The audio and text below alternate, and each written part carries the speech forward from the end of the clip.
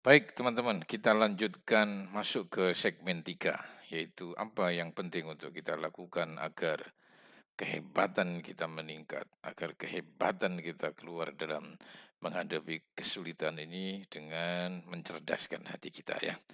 Nah, yang pertama, yang pertama ini sangat mendasar, yaitu kesadaran diri. Kesadaran diri seperti apa yang kita butuhkan pada saat kita menghadapi kesulitan, teman-teman. Yang paling mendasar adalah segera kita sadari apa yang bisa kita kontrol, apa yang bisa kita lakukan, pilihan-pilihan apa yang bisa kita kerjakan. Nah, itu satu, ya. Kita segera membuat daftar. Tentu semakin spesifik, semakin dekat ke hasil, semakin bagus, ya. Apa yang bisa kita kontrol? Apa yang bisa kita lakukan dari tempat kita sekarang ini, dengan keadaan kita sekarang ini, dan dengan menggunakan apa yang ada? Apa yang bisa kita lakukan agar keadaan kita berubah?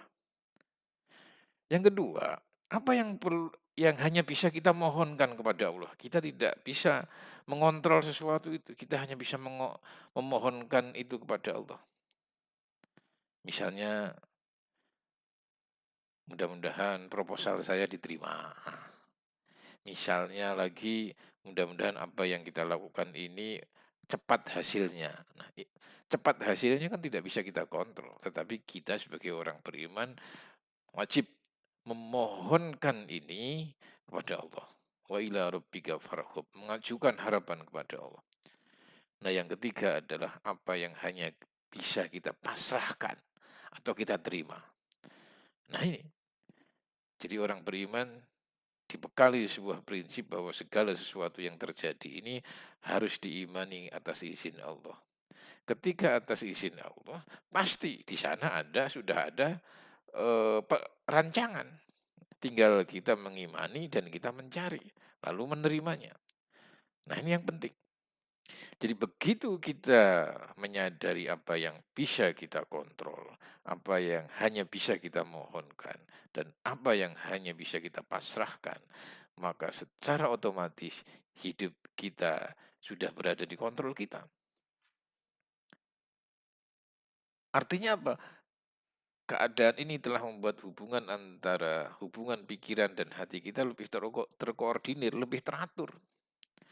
Dan sebagaimana yang sudah kita bahas tadi di muka, salah satu syarat agar kita bisa mengeluarkan ketangguhan adalah langkah yang teratur. Nah, langkah yang teratur. Syaratnya apa? Kita memiliki kesadaran diri di suatu keadaan bahwa ini loh yang bisa kita kontrol, ini loh yang bisa kita pilih, ini loh yang masih bisa kita lakukan, ini loh yang tidak bisa kita lakukan. Misalnya mengubah orang lain. Kan kita stres sendiri. Sudah keadaan kita sulit, kita punya nafsu untuk mengubah orang lain. Padahal itu sesuatu yang di luar kontrol kita. Nah, itu. Nah, karena kebanyakan orang begitu dia sudah masuk ke dalam keadaan sulit, yang dia lakukan adalah menyalahkan, ya, blaming, terus berharap keadaan berubah, tapi tidak melakukan apa-apa. Jika ini yang kita lakukan, maka kita sama artinya dengan menyerahkan kontrol hidup kita kepada kekuatan eksternal, baik itu orang atau keadaan. Gitu. Nah, kesadaran diri ini artinya apa? Kita memunculkan sebuah kesadaran bahwa masalah hidup kita itu bisa jadi dari mana-mana.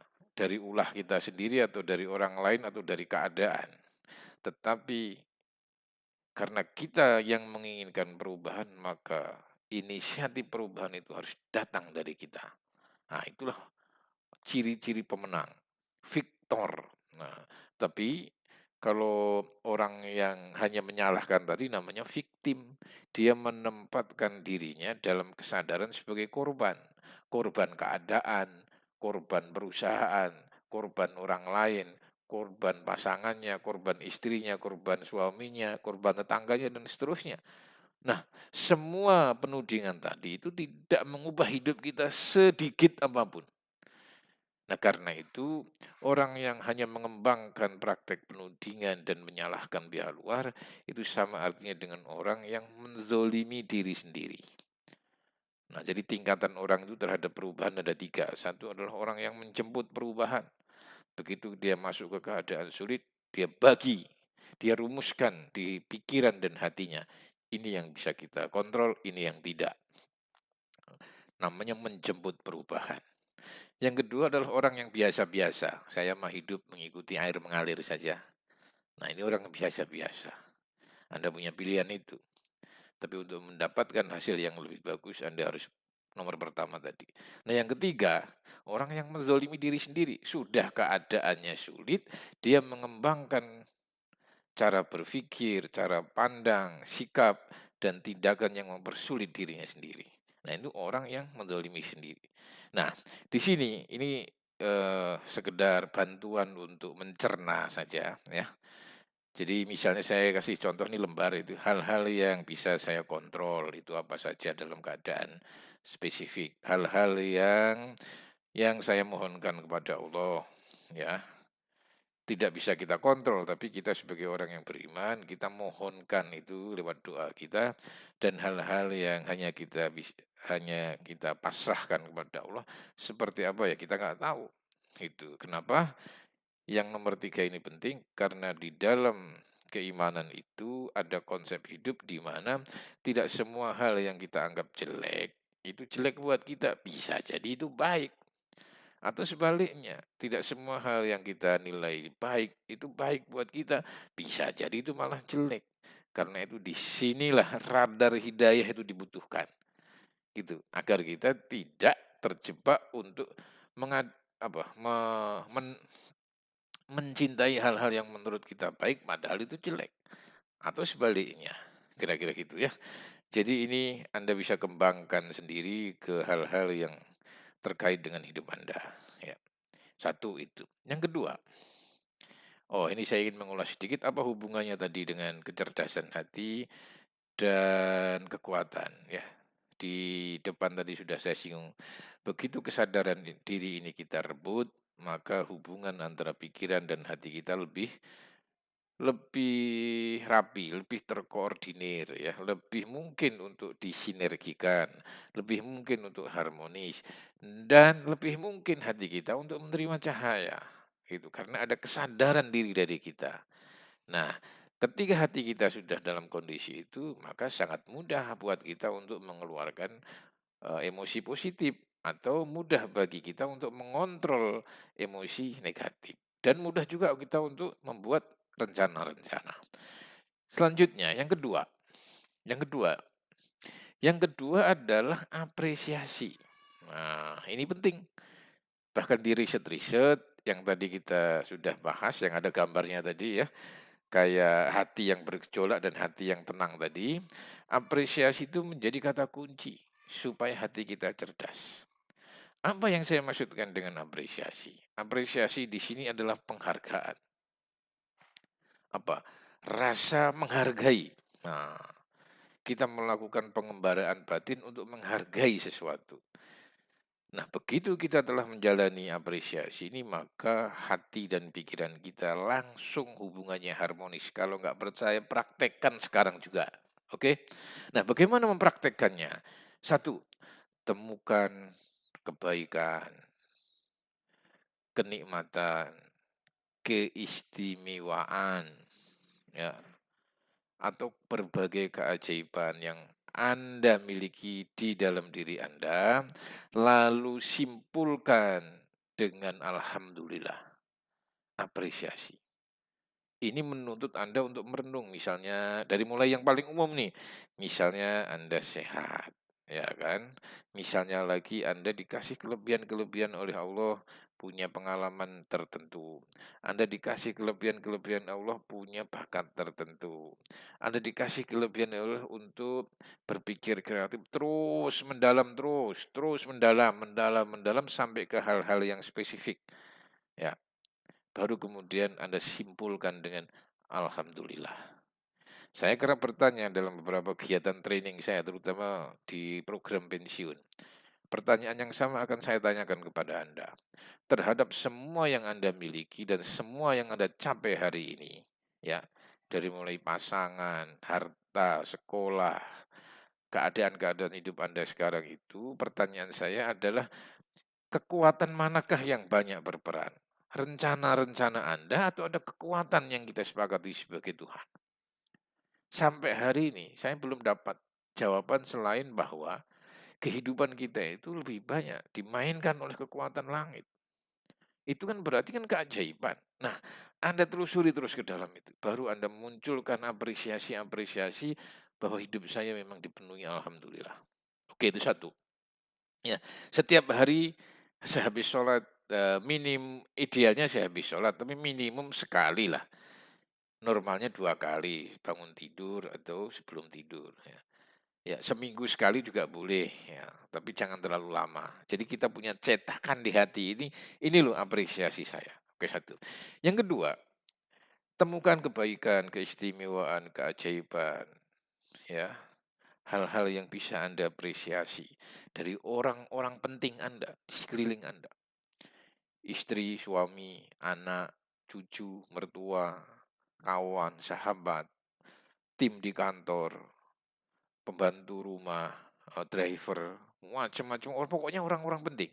Orang penting itulah orang-orang yang sehari-hari hidupnya sebagian besar waktunya bersama dengan Anda. Temukan hal-hal yang bisa Anda apresiasi. Pasti hati Anda berubah sekarang juga. Temukan itu.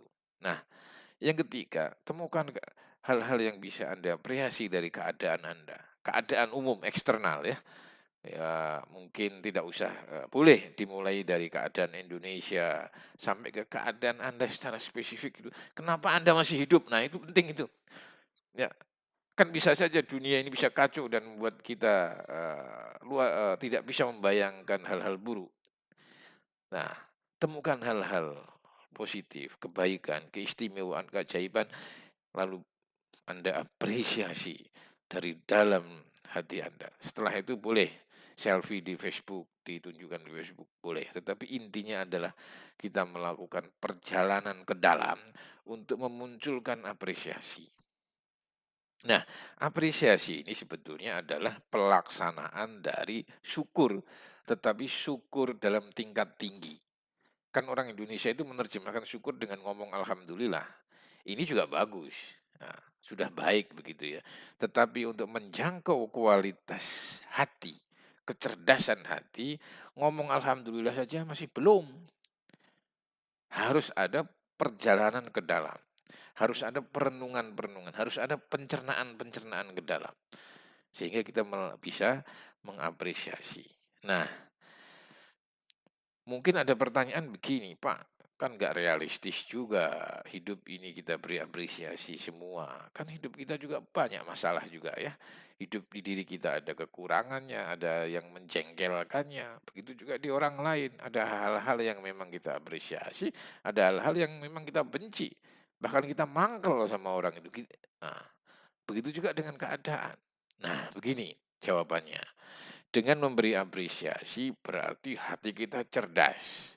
Hubungan dengan pikiran harmonis berarti kita telah memiliki bahan bakar yang bagus untuk menghadapi hidup ini. Satu ya, jadi energi positif kita lebih bagus. Yang kedua, karena energi positif kita lebih bagus, maka otak kita berada dalam posisi yang sangat optimal untuk bekerja secara kreatif. Karena itu saya sering ini punya tips sendiri pribadi dari saya ya. Untuk semua persoalan hidup, ya, kelemahan orang, masalah yang kita hadapi, utang dan seterusnya itu letakkan dia di pikiran, di kepala. Ya. Tugas pikiranlah untuk memberikan solusi itu. Tapi hati kita jangan sampai disentuh oleh masalah itu. Ya, biarkan hati kita atau perintahkan hati kita ini untuk memberikan apresiasi-apresiasi. Jadi antara pikiran dan hati nggak ada masalah. Bekerja sama untuk menyelesaikan masalah kita. Itu. Saya beri gambaran lain misalnya gini, dalam satu keluarga karena kesukaan presidennya beda, beda pilihan. Nah, kan banyak itu. Nah, ada yang masuk ke hati sehingga mereka berantem, hubungan keluarganya terganggu, ada yang tidak. Nah, yang tidak yang saya lihat, dia bisa menempatkan hatinya bekerja di mana dan pikirannya bekerja di mana. Anda milih partai yang berbeda dengan pasangan Anda, kalau itu cuma diselesaikan kalau itu hanya sampai di pikiran nggak ada masalah. Kan pikiran tahu, oh saya milih ini karena ini alasannya rasional aja. Selama hati Anda tidak terlibat. Nah, tapi kalau Anda udah masukkan ke hati, ke perasaan, hal-hal yang demikian, ini bisa mengacaukan hubungan. Nah, jadi intinya perlu ada tugas hati dan pikiran ya. Nah, hati kita pakai untuk apresiasi. Itu ya. Nah, apa hubungannya dengan kecerdasan? Tadi di muka kita sudah bahas ini ya. Begitu hati kita mengeluarkan apresiasi, hubungannya langsung bagus ya. Energinya bagus, sinergis dan mengeluarkan emosi positif di mana emosi positif itu merupakan ciri utama orang-orang yang bisa mengeluarkan kehebatan. Ya, secerdas apapun orang, sekuat apapun fisik orang, tapi jika dia mengeluarkan emosi negatif sembarangan, obral emosi negatif, terutama pada saat dia menghadapi kesulitan, KO dia, ya, KO, pasti tidak kuat tahan lama, ya. Mahatma Gandhi itu badannya nggak gede, ya, tetapi dia mampu mengeluarkan emosi positif dan mengajak orang lain untuk beremosi positif sehingga punya energi yang luar biasa di India. Begitu juga dengan para pejuang kita. Secara peralatan, secara modal mungkin kalah dengan para penjajah. Ya, tetapi para pahlawan kita mampu mengumpulkan energi positif sehingga menjadi kekuatan yang besar. Oke ya. Jadi itu apresiasi, lakukan apresiasi. Eee, minimumnya sehari sekali ya. Nah, ini lembar apresiasi saja ya, ini contoh Anda bisa kembangkan sendiri. Hal-hal positif istimewa dari saya ya, semakin spesifik, semakin mendekati hasil semakin bagus. Misalnya punya pengalaman kerja yang banyak, saya orang senior. Jadi segala keadaan itu bisa dilihat dari positif dan negatifnya. Anda hari ini orang usia 50 tahun, bisa dilihat dari aspek Anda adalah orang senior. Nah, itu. Jadi lihatlah sesuatu dari aspek keunggulannya. Yang kedua, hal-hal positif istimewa dari orang-orang dekat saya, misalnya ya. Anak, istri, suami, tim saya, atasan saya, bawahan saya, dan seterusnya. Begitu Anda menemukan hal-hal positif, maka dijamin deh hubungan hati Anda dengan orang-orang itu minimal lebih adil. Jadi kalau Anda marah pun ada batasnya. Lebih-lebih jika Anda tidak marah. Yang ketiga, hal positif dari keadaan saya. Nah, ini minimal membatasi kita untuk tidak marah secara ngawur kepada keadaan. Kita punya batas karena kita bisa menilai secara adil. Apalagi jika kita tadi itu tidak apalagi jika kita memang menginginkan dari keadaan ini muncul peluang. Nah, hal-hal apresiasi positif ini sangat kita butuhkan. Oke, itu yang kedua. Yang ketiga. Nah, ketiga ini determinasi. Maksudnya kayak apa determinasi itu? Bayangkan Anda nonton TV di channel apa itu? Channel apa, alam ya, alam. Kalau kita ngelihat citah atau macan tutul atau singa mengejar mangsanya, sebelum mengejar itu kan dia punya determinasi, sasaran yang benar-benar ingin dia taklukkan atau ingin ia dapatkan. Itulah determinasi. Seperti juga pemain sepak bola, dia mengeluarkan segala segala segala konsentrasinya untuk menggiring bola ke gawang. Gawang itulah determinasi. Nah, Anda perlu memiliki determinasi ini. Apa sasaran yang benar-benar ingin Anda taklukkan, ingin Anda capai dengan seluruh fokus Anda, seluruh totalitas Anda. Tentukan itu. Nah, ini penting.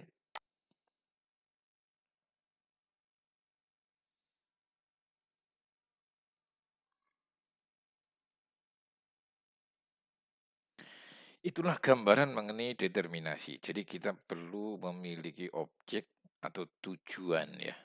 Sasaran hidup yang benar-benar ingin kita dapatkan, ya, ingin kita taklukkan dengan seluruh totalitas yang kita miliki. Nah, sasaran hidup ini dibikin seakurat mungkin, tidak terlalu tinggi juga tidak terlalu rendah. Bahasa yang tadi saya sampaikan adalah menantang tapi terukur. Nah, menantang tapi terukur seperti kisah Pak Muji dan kisah-kisah orang yang telah sukses lainnya. Nah, ini perlu kita pelajari dan perlu kita terapkan. Nah, idealnya orang yang beragama itu perlu memiliki 3 tujuan ini. Ya, kenapa? Nah, ini supaya beruntung di dunia dapat, di akhirat dapat. Jangan sampai punya cuman satu tujuan di dunia saja. Memang tidak dikatakan salah, tetapi kita termasuk orang yang merugi. Kenapa? Ibarat orang yang menanam tanaman, orang yang memiliki tujuan hanya di dunia ini, dia hanya bisa menikmati tanamannya selama dia hidup di dunia. Setelah itu kan meninggal, kita masuk ke alam abadi, kita nggak dapat. Atau biasanya orang yang tujuan sampai di dunia ini hanya mendapat penghargaan selama dia masih bekerja. Setelah itu kan nggak dapat. Karena itu kita perlu memiliki 3 tujuan hidup ini. Apa itu tujuan hidup? Yang 3 itu pertama adalah tujuan kecil, biasa disebut target atau disebut goal. Nah, apa itu? Hasil atau prestasi yang akan kita raih dengan usaha kita sekarang ini. Jadi misalnya Anda bisnis, Anda mendapatkan uang. Anda bekerja, Anda mendapatkan gaji. Anda mengajar, Anda mendapatkan gaji. Anda bertransaksi, Anda mendapatkan sesuatu. Tujuan kecil ini perlu dimiliki karena kita hidup tidak mungkin terpisah dari materi. Nah, tapi tentu saja tidak cukup kalau orang hanya mengejar tujuan kecil. Sebab binatang pun sama. Singa itu berkelahi mati-matian untuk mewujudkan tujuan kecilnya. Apa itu? Penguasaan ekonomi, seks, dan pride, kebanggaan. Manusia pun begitu. Kalau tanpa tujuan besar, maka perlu ada tujuan besar. Apa itu tujuan besar? Cita-cita kita, mimpi-mimpi besar kita, atau visi kita, di mana kita bisa mengeluarkan kehebatan kita untuk kepentingan orang banyak. Ya, misalnya, Anda seorang guru atau seorang dosen atau seorang karyawan. Tujuan kecilnya adalah Anda bekerja untuk menjalankan tugas lalu mendapatkan hasil bulanan dalam bentuk sebutan profesional atau gaji atau apapun namanya itu. Intinya imbalan material atau hal-hal yang bisa dimaterialkan. Tujuan kecil. Tapi jangan sampai berhenti di situ. Kita pun perlu memiliki tujuan besar. Misalnya apa? Kita menjadi guru karena kita ingin terlibat secara aktif pada perbaikan pendidikan Indonesia.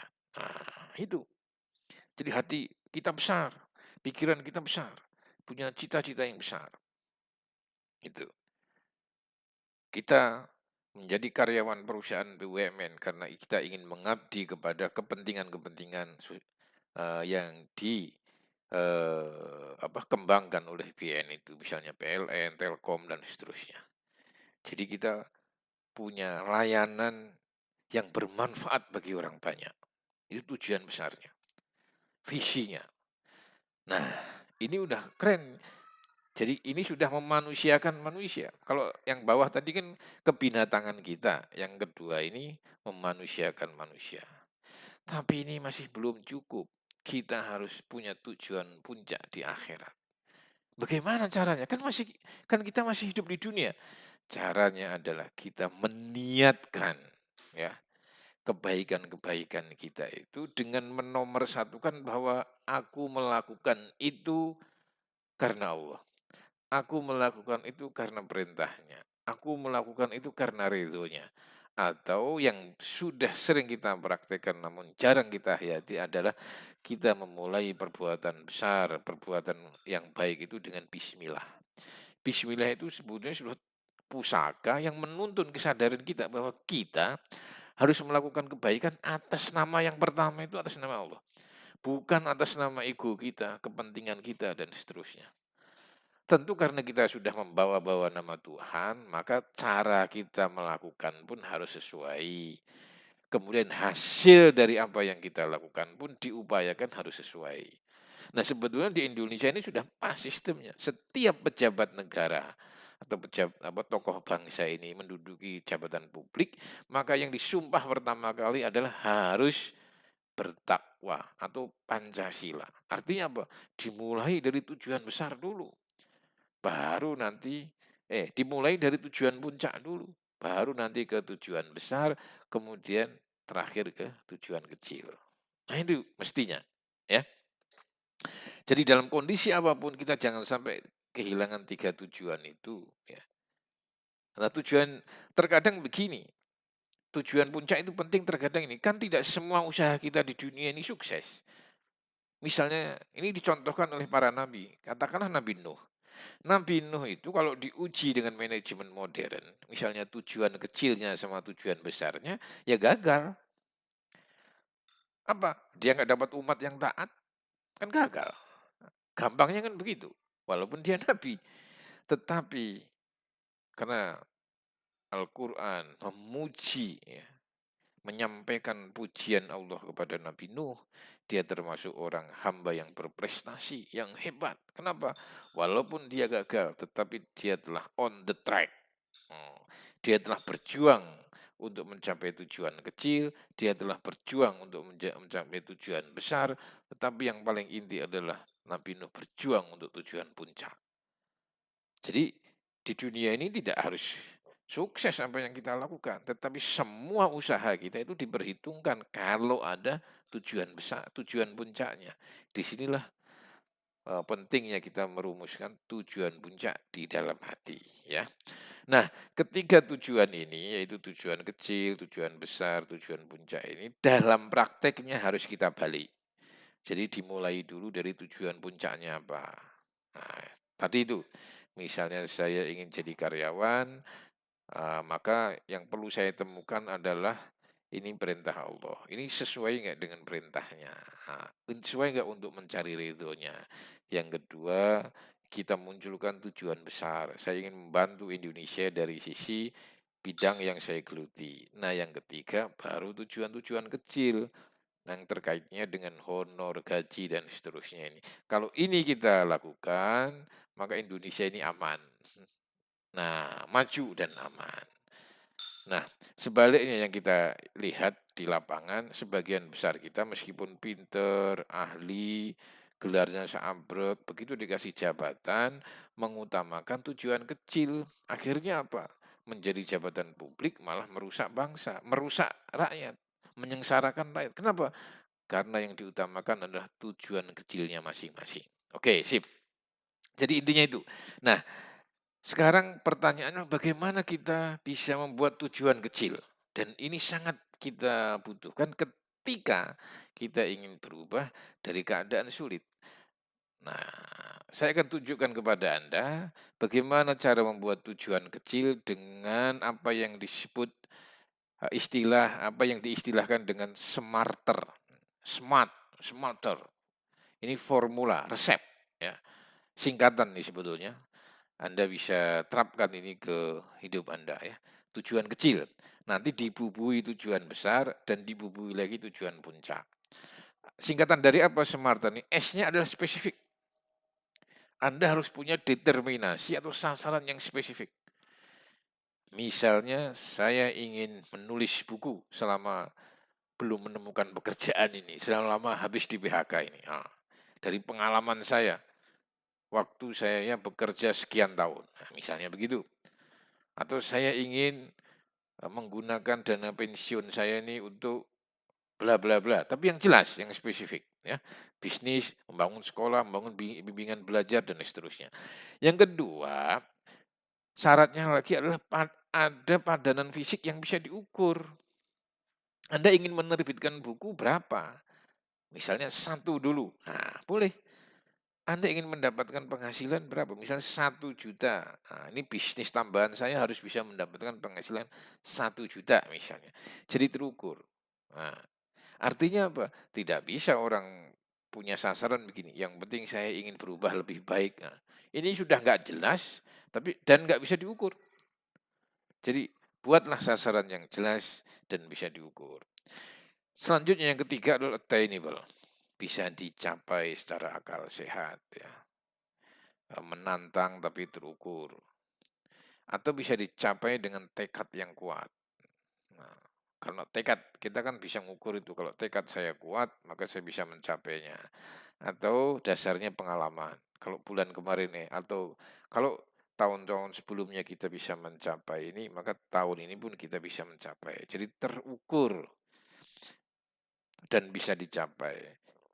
Lalu R-nya adalah relevan, berhubungan dengan keadaan kita, peranan kita, atau perjuangan kita. Nah, ini sasarannya harus begitu. Ya, jadi kita perlu mengolah kesadaran kita, mengolah apresiasi kita menjadi tujuan kecil ini. Misalnya kita menulis buku karena kita guru. Nah, menulis buku pendidikan karena kita guru.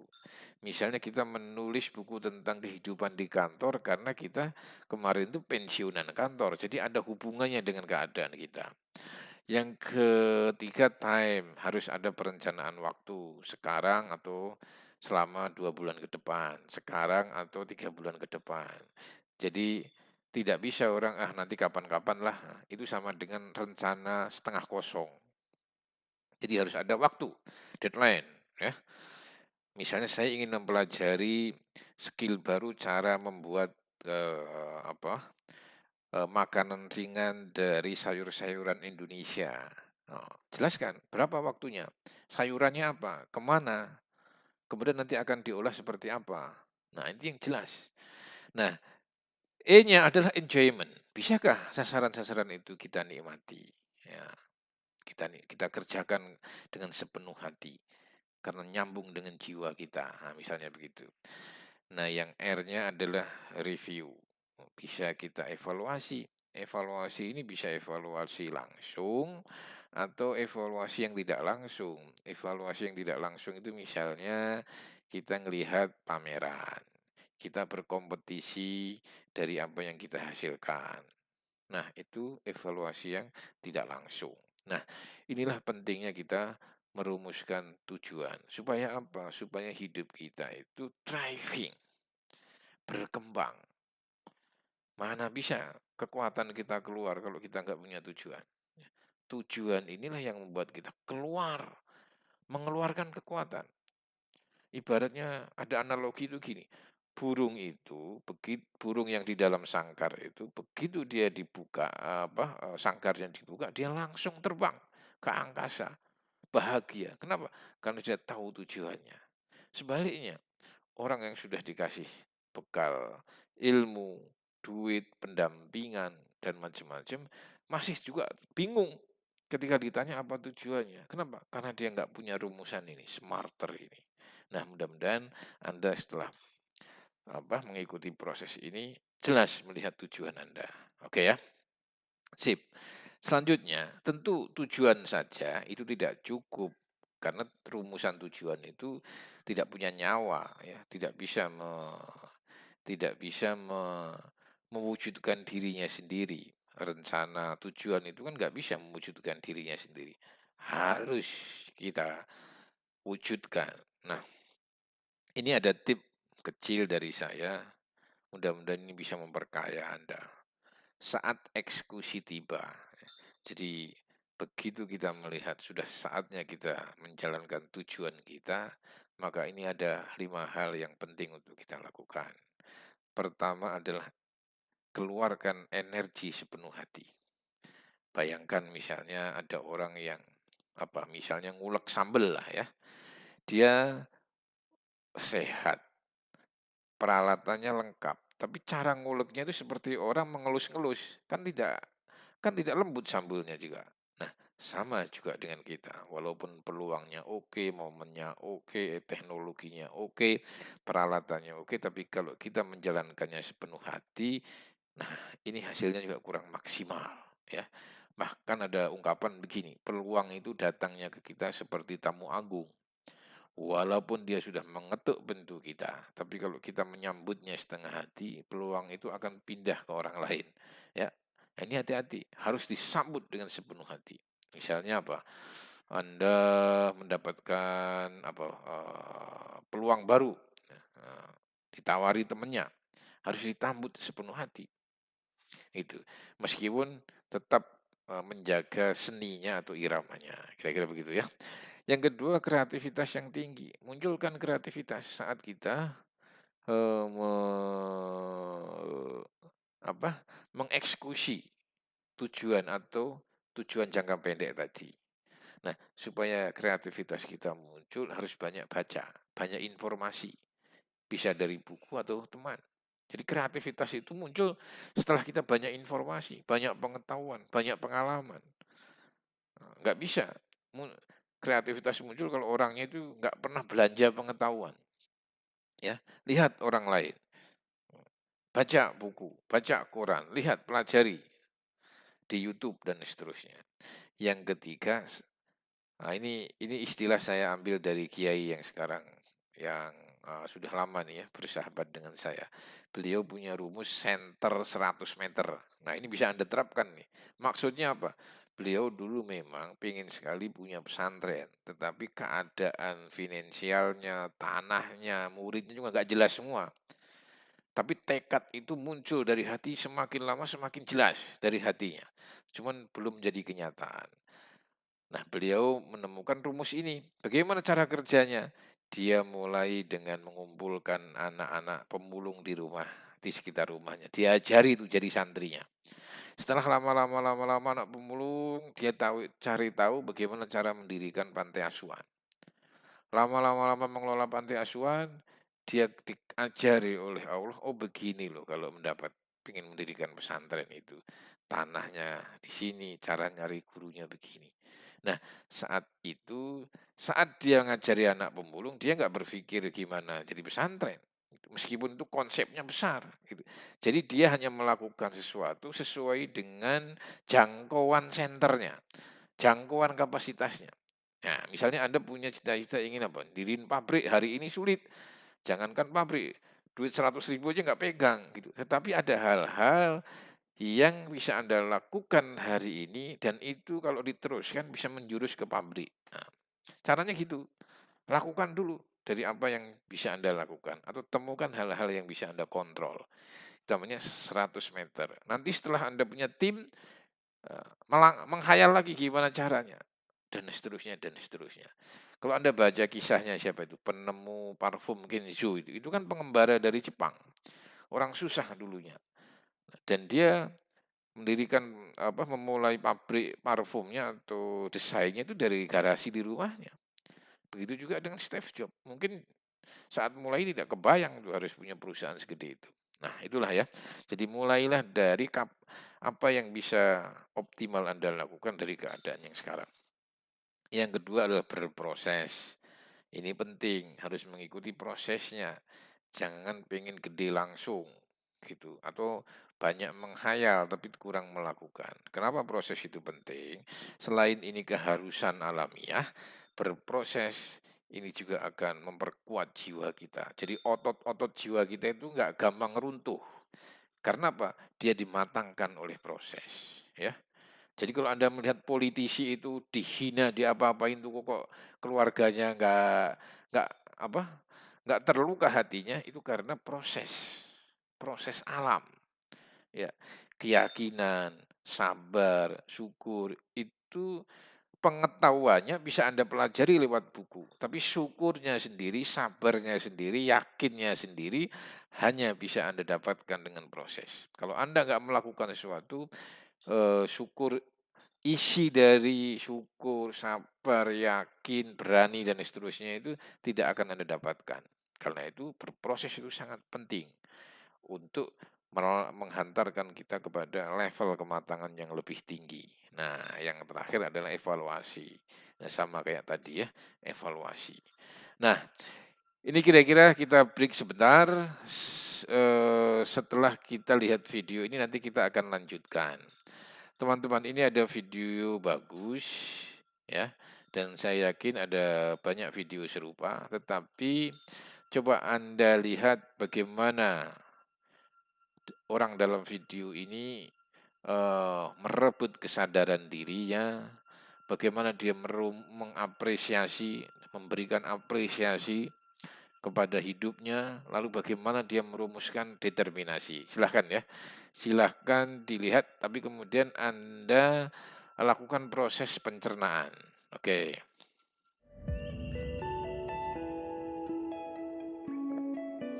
Nama saya Ahmad Zulkarnain, saya biasa dipanggil dengan sebutan Bang Zul. Umur saya 25 tahun, lahir tanggal 7 Oktober 1992 di Banyuwangi, Jawa Timur.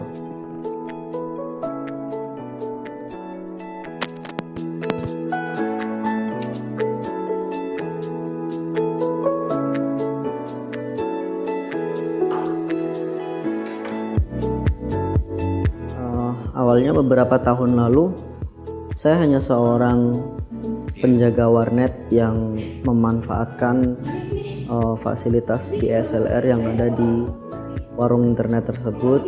Saya gunakan DSLR itu untuk mengambil gambar orang-orang yang hendak membuat KTP, dan dari situ keinginan saya untuk memiliki kamera DSLR sendiri.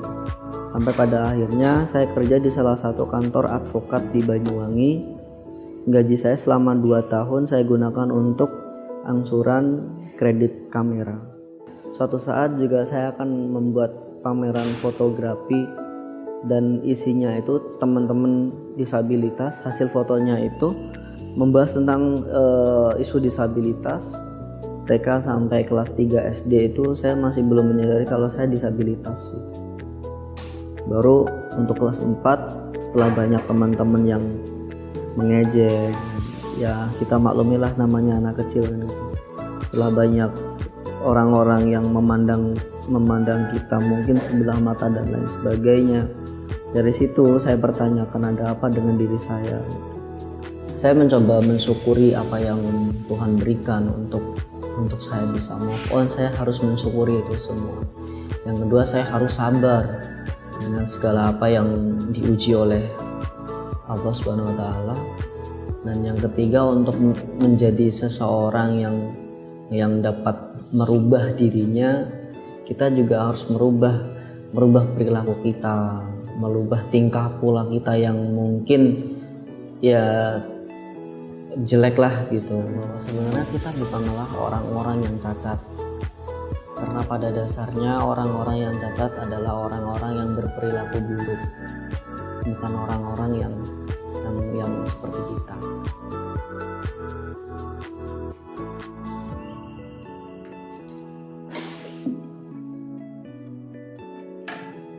Disabilitas itu hanyalah sebuah sampul gitu. Yang kerja saat ini di dunia adalah bukan disabilitasnya, tapi otak kita dan niatan kita.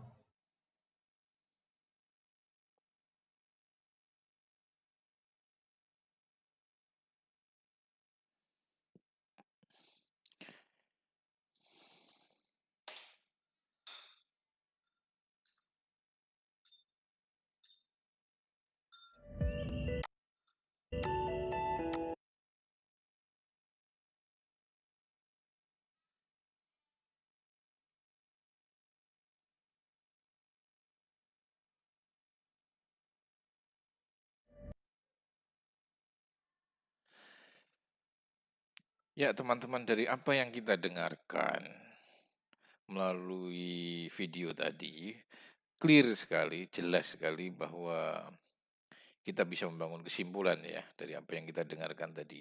Jul adalah orang Indonesia yang pandai mengatur langkahnya. Ya, dia pengen kamera, lalu dia menabung, dia kerja dulu baru menabung. Kumpulan dari tabungannya dia belikan kamera. Jul juga orang yang punya perencanaan yang dia jalani, dia kursus kamera. Ya, tadi langsung kita dengarkan. Jul juga orang yang bersyukur dan sabar. Nah, tapi yang mendasar lagi, Jul orang yang cepat mengambil kepemimpinan dirinya atau awareness atau kesadaran dirinya. Dia segera melakukan perubahan diri. Jadi dia tidak menuding atau mengandalkan atau menunggu perubahan dari luar. Dia menyimpulkan bahwa untuk berubah kita harus mulai dari diri kita. Oke, sip. Itu tadi ya. Nah, yang keempat adalah mendapatkan dukungan dari orang-orang yang mendukung kita. Idealnya ketika kita dalam keadaan sulit, kita jangan menarik diri. Pak, saya nggak mau ke lingkungan saya yang lama, cari lingkungan baru yang lebih mendukung. Memang seringkali begitu ya. Jadi temukan orang yang menguatkan hati kita.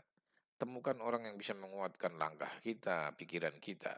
Jangan sampai kita lama-lama dengan orang yang malah menghancurkan hati kita, langkah kita, dan pikiran kita. Hendaknya kita menghindari itu. Ya, temukan lingkungan positif di mana orang-orangnya positif, yang memotivasi kita, saling menghargai, dan seterusnya. Hindari lingkungan yang saling menjatuhkan, saling nonjok, tidak teratur.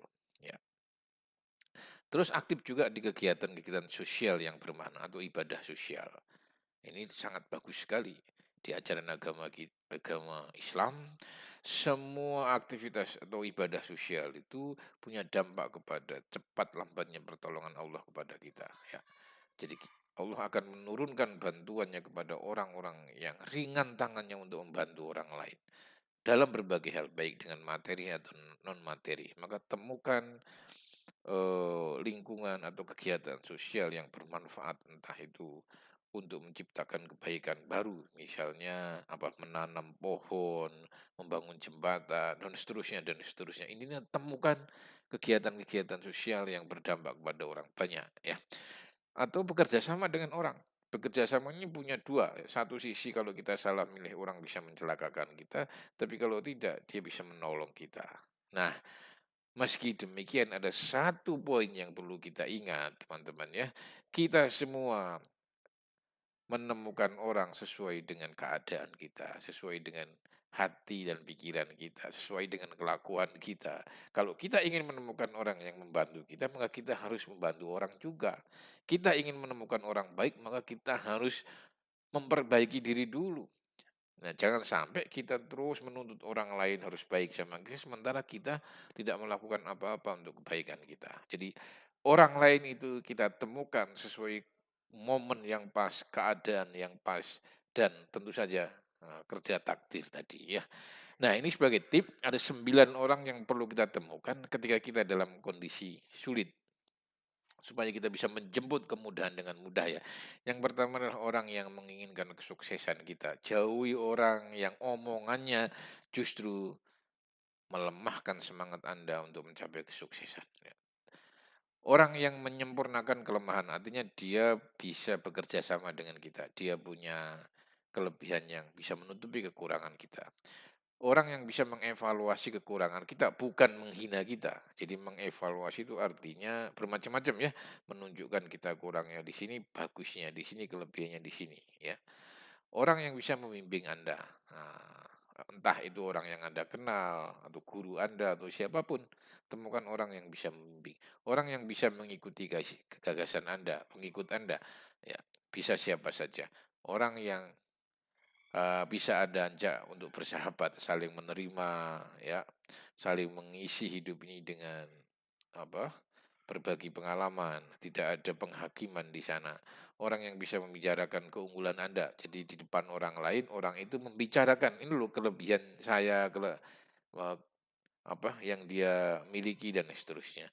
Bukan orang yang menjelek-jelekkan kita. Ya, meskipun ini nggak bisa dikontrol ya, tapi kita bisa mengetahuinya dari abstraksi atau petunjuk-petunjuk.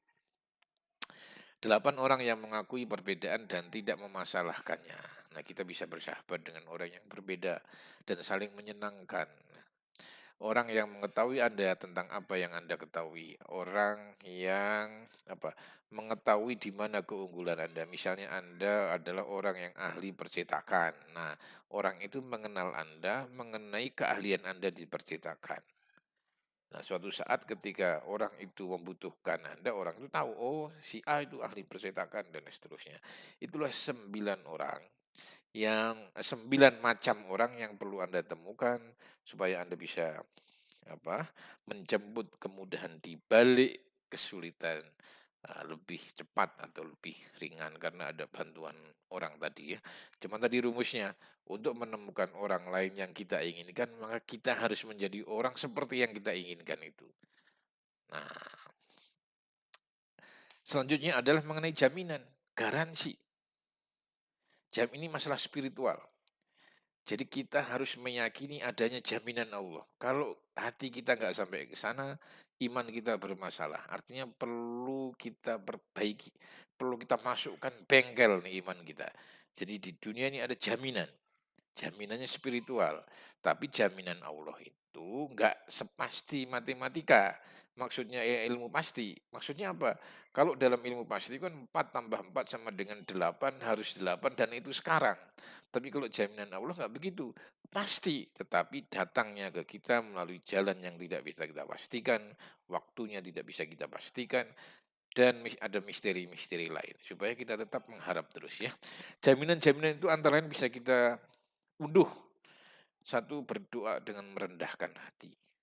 Jadi jangan hanya berdoa, tapi dengan benar-benar hati yang merendah. Ini dilakukan oleh para nabi. Ini kuntu minaz zalimin. Ini salah satu nabi ya.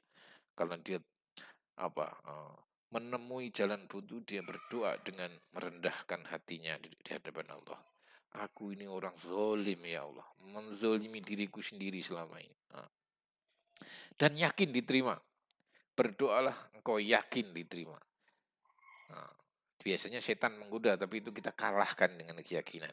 Di waktu-waktu yang prime, di waktu-waktu yang utama, misalnya tengah malam habis sholat, atau di tempat yang utama, di masjid atau di Makkah itu tempat ya. Nah, tapi kalau tidak, bisa memilih waktu, bisa memilih hati, dengan hati yang merendah tadi. Terus mengembangkan prasangka baik kepada Allah. Husnuzon. Kenapa? Ana ala dzonni abdi bi. Ini kata Allah dalam sebuah hadis. Aku itu seperti bagaimana hambaku mempersangkakan aku. Kalau aku ini sumber solusi dari dirinya, maka aku menjadi sumber solusi. Kalau aku ini sumber siksa bagi dirinya, aku ini sumber siksa. Tetapi memang prasangka ini eh, untuk hal-hal yang positif, bukan sebagai pelarian ya. Jadi jangan membangun prasangka baik kepada Allah ketika maksiat. Kan Allah Maha Pengampun. Akhirnya maksiatnya jalan terus ya, bukan begitu. Bukan untuk dimanfaatkan ke sana. Prasangka baik ini artinya untuk menumbuhkan keyakinan positif kita kepada Allah. Supaya apa? Supaya kita dan jaminan tadi itu semakin jelas. Yang kedua adalah melawan pesimisme dan prasangka buruk. Ya, karena pesimisme dan prasangka buruk itu bisa merusak kita. Caranya gimana? Tadi itu apresiasi. Apresiasi itu mengalahkan pesimisme yang sudah kita pelajari tadi itu. Merebut kontrol, determinasi. Nah, semua yang kita pelajari itu sebetulnya adalah mekanisme bagaimana kita bisa melawan pesimisme. Nah, itulah jaminan. Jaminan ini harus kita dapatkan, harus mancap di hati kita. Nah, semua yang terjadi atas izin Allah. Nah, jika ada peristiwa yang tidak membuat kita mati langsung, berarti kita masih dikasih hidup oleh Allah. Karena kita masih dikasih hidup, maka di sana pasti ada peluang yang bisa saya ya temukan. Ada keajaiban yang bisa kita dapai. Ada solusi yang masih bisa kita dapatkan. Kenapa? Sebab kalau tidak, pasti kita sudah dicabut hak kita, waktu kita untuk hidup. Kira-kira begitu. Nah, ini harus mancep di hati kita keyakinan demikian. Nah, di dalam kitab suci Al-Quran ada banyak sekali penjelasan mengenai jaminan ini. Nah, saya hanya menjelaskan 5, nanti sisanya bisa Anda dapatkan, bisa Anda kulik, bisa Anda elaborasi bila Anda perluas lagi ya. Baik itu melalui kajian atau melalui bacaan-bacaan. Ini ada 5 poin. Jaminan ini ya. Tapi syaratnya harus diyakini dengan iman secara total dan diterjemahkan dengan ilmu pengetahuan dan praktek. Tidak bisa menunggu atau sebagai pelarian. Satu, jaminannya. Orang yang melakukan sumpah batinnya. Serius maksud saya. menyatakan bahwa pelindung, pemelihara, dan pendidik hidup saya adalah Allah secara konsisten terus-menerus, ya, baik itu dizikirkan atau diulang-ulang dalam hati, akan mendapatkan jaminan ketenangan dan keamanan. La khaufun alaihim walahum yahzanun. Nah, mereka dibebaskan dari rasa takut dan di, dan dan diambil kesedihannya. Nah, atau dikurangi kesedihannya. Jaminan ini. Innalladzina qalu rabbunallah summa istaqamu fala khaufun alaihim wala hum yahzanun. Ini surat Al-Ahqaf. Bertawakal akan mendatangkan jaminan bahwa Allah akan mencukupi atau mengelola hidup seseorang. Nah, ini. Tapi bertawakal ini hatinya harus total. Maksudnya bagaimana tawakal itu? Tawakal adalah hati kita bergantung kepada Allah, tapi tangan kita, pikiran kita, kaki kita, mata kita bekerja sesuai apa yang diperintahkan oleh Allah yang telah dijelaskan ilmu pengetahuan. Misalnya begini, kita ingin naik mobil aman, hati kita bergantung pada Allah. Apapun yang terjadi, tetapi kaki kita, pikiran kita, harus sepakat bahwa kita harus belajar mobil secara keahlian, harus kita taati aturan-aturannya. Itu. Demikian juga orang yang berusaha. Bisnis misalnya begitu. Marketingnya harus jalan secara ilmu. Baru hatinya tawakal kepada Allah. Artinya apa? Tawakal itu bukan duduk, diam lalu pasrah kepada Allah. Kalau itu namanya bukan tawakal kepada Allah. Itu namanya pasrah kepada nasib buruk. Nah, ini harus dibedakan. Nah, jaminan orang yang tawakal ini adalah hidupnya dimanage oleh Allah. Wa may yatawakkal 'ala Allah fahuwa hasbuh. Aku yang menjadi garansinya, kira-kira begitu. Yang ketiga, beramal soleh. Amal soleh itu amal yang baik, yang benar, yang smart, yang cerdas secara ilmu, manfaatnya ada, yang dilandasi oleh iman, akan mendatangkan jaminan hidup yang baik. Hidup yang baik itu tidak bisa dijelaskan secara perinci. Orang dapat suami yang pas itu hidup yang baik, dapat istri yang pas itu punya keluarga yang pas itu kehidupan yang baik, punya kantor yang pas itu kehidupan yang baik. Pokoknya definisi kehidupan yang baik itu luas sekali. Nah, diberikan kepada siapa orang yang kehidupan yang baik ini? Diberikan kepada orang yang suka berbuat baik, yang benar dan yang cerdas, manfaatnya ada maksudnya, yang dilandasi oleh keimanan. Itu. Man amila sholihan min dzakarin aw unsa wa huwa mu'minun. Nah, barang siapa yang melakukan perbuatan yang cerdas tadi itu dilandasi keimanan, falanuhyiyannahu hayatan thayyibah. Aku akan kasih dia, balas dia dengan kehidupan yang baik, walanajziyannahum ajruhum bi ahsani ma kanu ya'malun. Aku akan kasih pahala dia lebih bagus dari apa yang dia lakukan. Nah, ini kan dahsyat sekali ini, ya. Nah, ini di surat An-Nahl. Bermurah hati juga sama. Bermurah hati kepada siapapun itu akan mengundang jaminan keselamatan dan pertolongan dari langit. Jadi suka nolong orang, berbuat baik sama orang itu mendatangkan jaminan. Sebaliknya jahat sama orang itu malah menimbulkan atau menjauhkan kita dari pertolongan Allah. Makanya Nabi pernah berpesan, tajafau an dzanbis sahih fa innallaha akhidhu biyadihi kullama asara. Hati-hati kau dengan orang yang bermurah hati. Kenapa? Setiap kali dia mau tergelincir, Allah nolong, cepat-cepat nolong. Ini kan jaminan ini, jaminan spiritual. Yang kelima adalah berjuang atau bertakwa itu memberikan solusi hidup yang tidak terduga-duga. Ada banyak sekali tanda-tanda bertakwa. Salah satunya adalah kalau mau marah itu ada batasnya. Suka memaafkan orang, sabar, berbuat baik, dan seterusnya. Nah, itu semua adalah jaminan dari langit yang perlu kita dapatkan. Jaminan ini ada, tapi supaya jaminan itu turun ke diri kita, syaratnya itu tadi. Iman harus kita yakini dengan benar-benar. Yang kedua, harus dengan amal. Ada praktek-praktek yang kita lakukan.